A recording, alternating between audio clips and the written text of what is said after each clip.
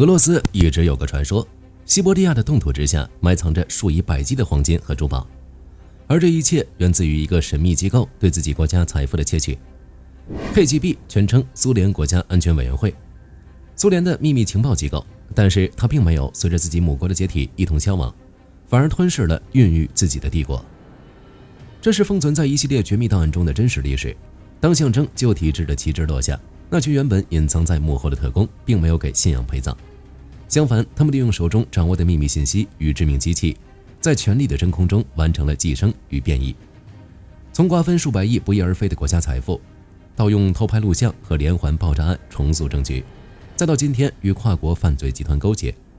今天我們翻開這些沾滿血跡的行动案卷，看看 KGB 是如何脫下老舊的灰色風衣，最終演變成一台不受制約的權力機器。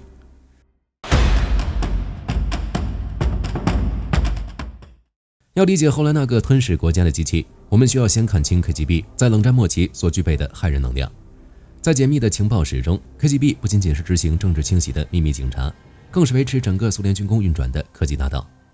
根據美國中情局 CIA 後來解密公開的告別檔案，整個20世紀70年代，為了彌補與北約在微電子與計算機技術上的巨大代差， KGB 內部設立了專門負責科技窃密的 T 總局。他們通過龐大的海外間諜網，成建制地將西方的工業自動化軟件、雷達圖紙甚至航天技術偷回莫斯科。然而，這種完全依靠窃密維持的系統，最終迎來了最致命的一次反噬。1981年 ，T 總局的核心軍官弗拉基米爾·維特洛夫向法國情報部門倒戈，代号告別。他交出的不僅是幾萬份絕密文件，更是一份包含全球近300名 KGB 科技間諜的完整名单和窃密運作網絡。面對這份關鍵情報，當時的美國國安會將計就計，他們沒有立刻收網抓人。既然 KGB 依賴於偷竊西方軟件，那就給他們量身定制一批帶毒的誘餌。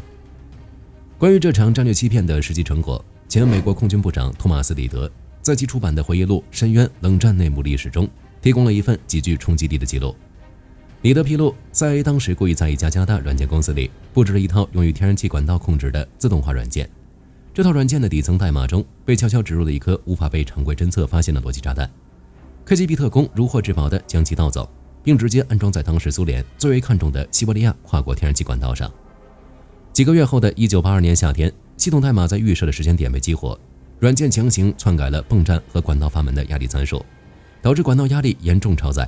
最終在西伯利亞荒原上引發了一場劇烈爆炸。這場爆炸的當量高達3000噸 TNT， 其產生的巨大火光甚至讓太空中的美國早期預警衛星一度誤以為蘇聯發射了一枚小型核彈。這是人類歷史上首次有明確記載通過軟件代碼造成戰略級物理破壞的行動。這場史無前例的大爆炸也是冷戰情報戰爭走向極端的殘酷縮影。在這場暗戰中，雙方的特工為了意識形態與地緣博弈，都不擇手段地將破壞力推向了極限。然而，歷史的演進往往充滿諷刺。當1991年克里姆林宮頂端的紅旗黯然落下時，這群原本在第一線為了國家利益拼殺的灰衣人突然發現，自己傾盡全力效忠的信仰已經破產。而在信仰坍塌的廢墟中，他們盯上了一樣比意識形態更具誘惑力的東西——金錢。舊的帝國死了，一場針對國家遺產的瘋狂獵殺才剛剛開始。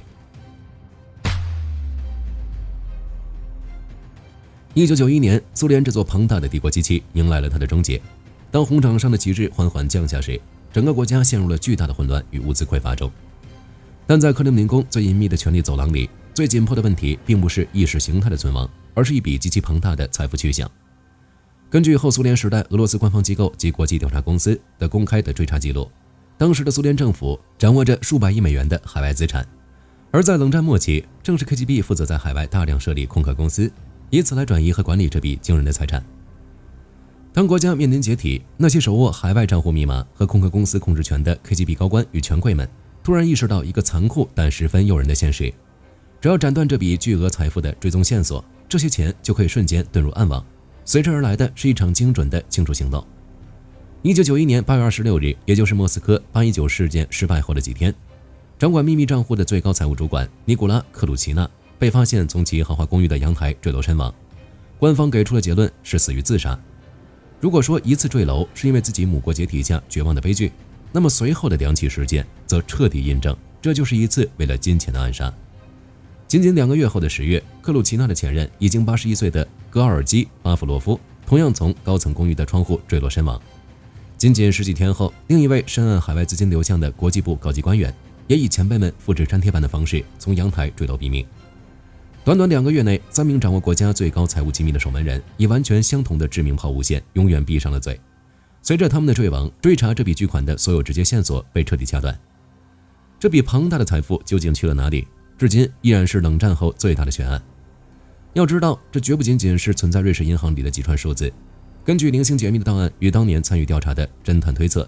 這筆消失的財產中包含了數億噸計的實體黃金儲備、成箱的未切割鑽石，以及通過特殊渠道囤積的無標記美鈔。關於他的下落，坊間與調查記者中最廣泛的推測是，這筆沾滿鮮血的巨款被迅速洗白，成為了第一批俄羅斯寡頭在亂世中崛起的原始啟動資金。但也有傳言認為，那批龐大的實體黃金和鑽石根本就沒有進入流通市場，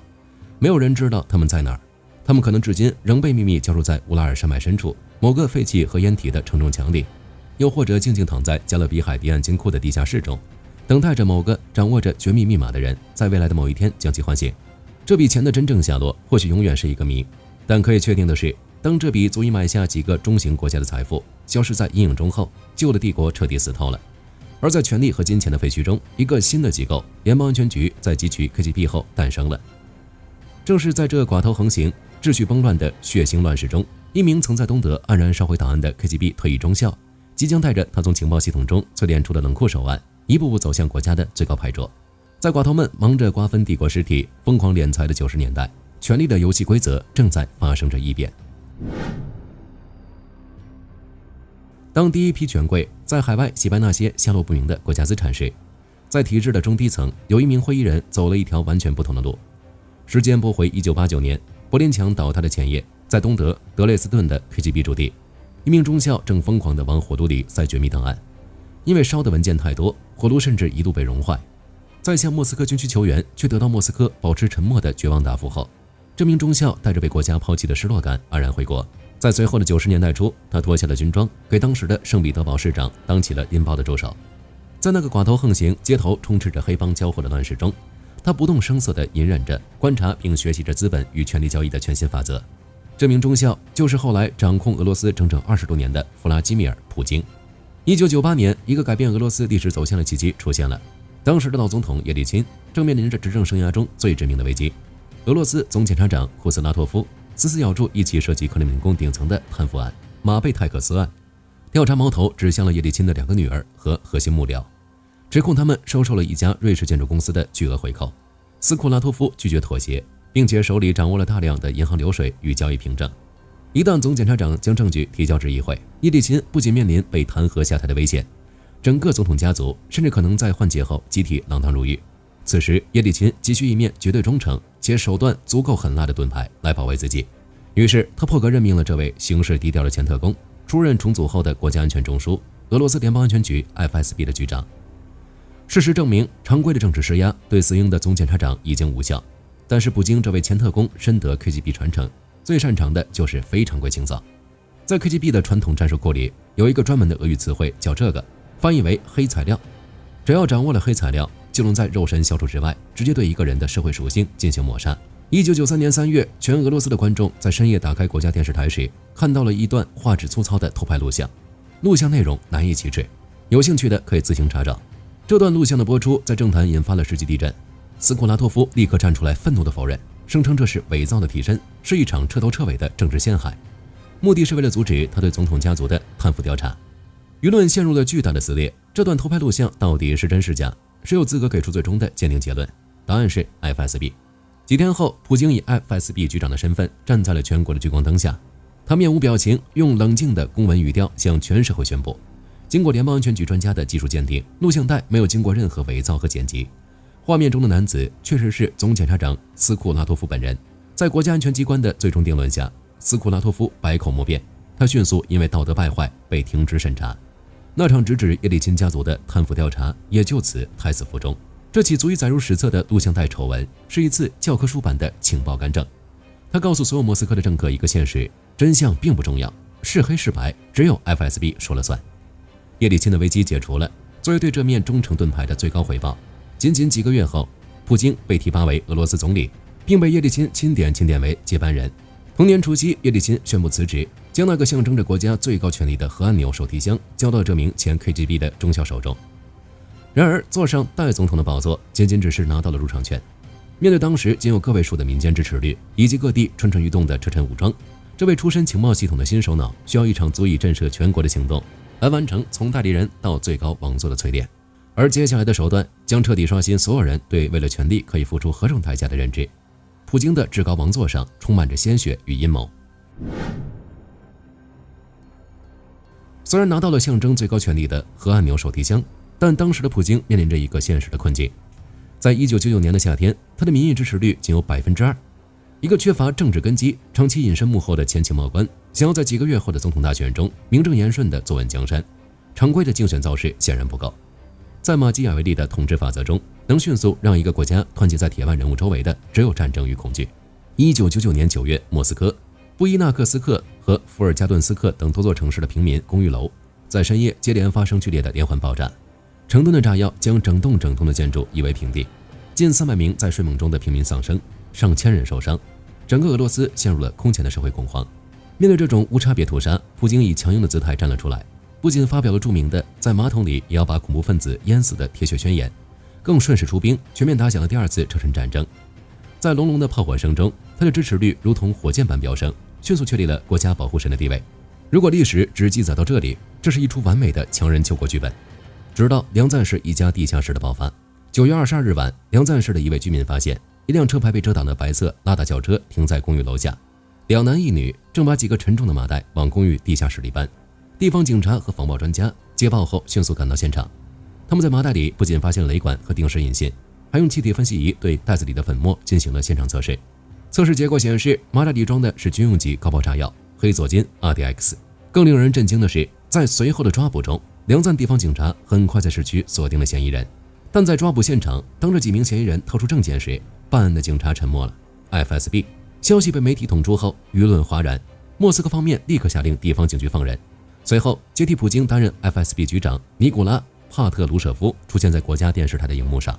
他面不改色地給出了一個引發爭議的官方解釋：梁贊市發生的並不是未遂的恐怖襲擊，而是一場為了測試地方警惕性而舉行的反恐演習。那幾個麻袋裡裝的根本不是炸藥，而是用來模擬重量的普通白糖。梁贊市地下室的炸彈就這樣在官方的話語中變成了袋子裡的糖。地方防暴警察的初步檢測報告被强行封存，所有參與調查的基層人員被下達了封口令，關於爆炸案的獨立調查被全面叫停。但情報系統內部並非所有人都能對這場充滿了疑點的遊戲保持沉默。一名前 FSB 特工亞歷山大·利特維年科選擇越過紅線，他隨後逃往倫敦，並合著了一本名為《炸毀俄羅斯》的書。在書中，他將矛頭直指自己的老東家，公開指控1999年的公寓樓連環爆炸案是 FSB 為了給普京制造開戰借口，鋪平總統之路一手策劃的違紀行動。利特維年科的指控觸碰了這個虛偽帝國的逆鱗。當最高權力已經穩固， FSB 的任務就從輔助上尉變成了冷酷的清理門戶。而他們會如何處理這位猛爆普京黑料的叛徒呢？當利特維年科將公寓楼爆炸案的矛頭直指莫斯科高層，並逃往倫敦尋求政治庇護後，他或許認為在距離克里姆林宮2500多公里外由英國軍情六處的保護，自己已經安全了。2006年11月，倫敦千禧酒店的酒吧裡，利特維年科見到了昔日的前同事前特工安德烈·盧格沃伊。這是一場看似普通的敘舊，桌上擺着一壺普通的綠茶。在喝下這杯茶的幾天後，利特維年科開始出現嚴重的嘔吐、脫髮與多器官衰竭，最終在醫院的隔離病房裡痛苦地死去。倫敦警方和毒物專家在經過艱難的排查後，得出了一個結論：導致利特維年科死亡的不是常見的氰化物，也不是常規毒藥，而是一種名為釙210的罕見放射性同位素。從暗杀的行动逻輯來看，使用釙210其實是一個違背隱蔽原則的選擇。首先，它的提煉門檻高得離譜，這種同位素幾乎無法在自然界中獲取，只能在国家級的核反應堆中通過中子轰击人工合成。其次，它的造價高昂，致死利特维年科的剂量，其生產成本高達数千萬美元。更致命的是，釙210虽然在体外缺乏穿透力，能輕鬆避開機場的常規安檢，但它會沿途留下微觀的放射性污染軌跡。英國警方正是順着這條物理軌跡，精準還原了刺客在倫敦住過的酒店、坐過的航班，甚至在體育館看比賽的具體座位。既然留下了不可磨滅的追蹤線索，為什麼 FSB 還要選擇這種代價高昂的核物質？答案在於簽名效應。在情報機構的博弈中，如果你想隱藏身份，你會製造一場偽裝的車禍或突發的心臟病。但當你使用了只有少數有核國家才能提煉的放射性同位素時，這就不再是一次隱蔽的暗殺，而是一份蓋着國家機器公章的死亡宣告。FSB 正是用這種充滿傲慢的方式，向所有流亡海外的叛徒和不聽話的寡頭傳遞一個信息：無論你逃到哪裡，無論你受誰保護，我們都有能力動用國家級和工業的產物來清除你。這就是重組後的情報機構為權力立下的新家法。在生命的最後時刻，行銷骨力的利特維年科在病床上口述了一封絕筆信。在這份針對克里姆林宮的公開遺言中，他留下了這樣一段話：你可以讓一個人閉嘴，但全世界的抗議聲將一生都在你耳邊回盪。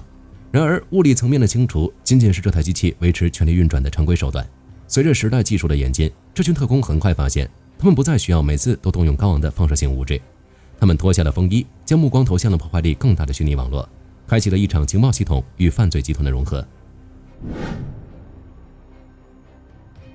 2014年，雅虎公司爆發了互聯網史上最大規模的數據泄露案，超過5億個用戶賬戶的底層數據被竊取。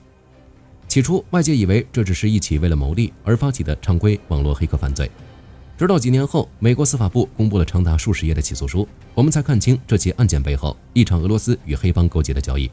起訴書揭開了作案團隊的奇葩組合，其中一名核心主犯是 FSB 負責網絡信息安全第18中心的现役少校多庫恰耶夫，而他的搭檔則是當時位列 FBI 全球網絡最高通缉犯名單上的頂級黑客阿列克謝·別蘭。FSB 看中的是別蘭頂尖的後台滲透技術。在這場交易中， FSB 利用國家機器的情報資源，為這名通緝犯提供了全方位的庇護和技術掩護。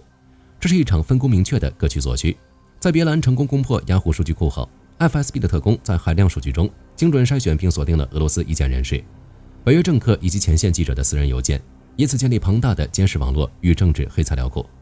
而作為提供技術的勞務報酬， FSB 甚至默許這名全球通緝犯利用同樣的數據庫去盜刷歐美用戶的信用卡，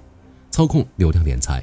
把非法所得全部裝進自己的口袋。在這場各懷鬼胎的合作中，國家情報機構與網絡犯罪集團的邊界被徹底打破。當傳統的特工脫下老舊的風衣，他們並沒有成為守衛國家網絡防線的盾牌，相反，在失去信仰與制度制約後，現代的 FSB 已經變異成了一個擁有國家資源背書的黑幫。當金錢、權力與國家機器徹底捆綁，這頭從舊帝國廢墟中爬出來的地維坦最終會走向何方？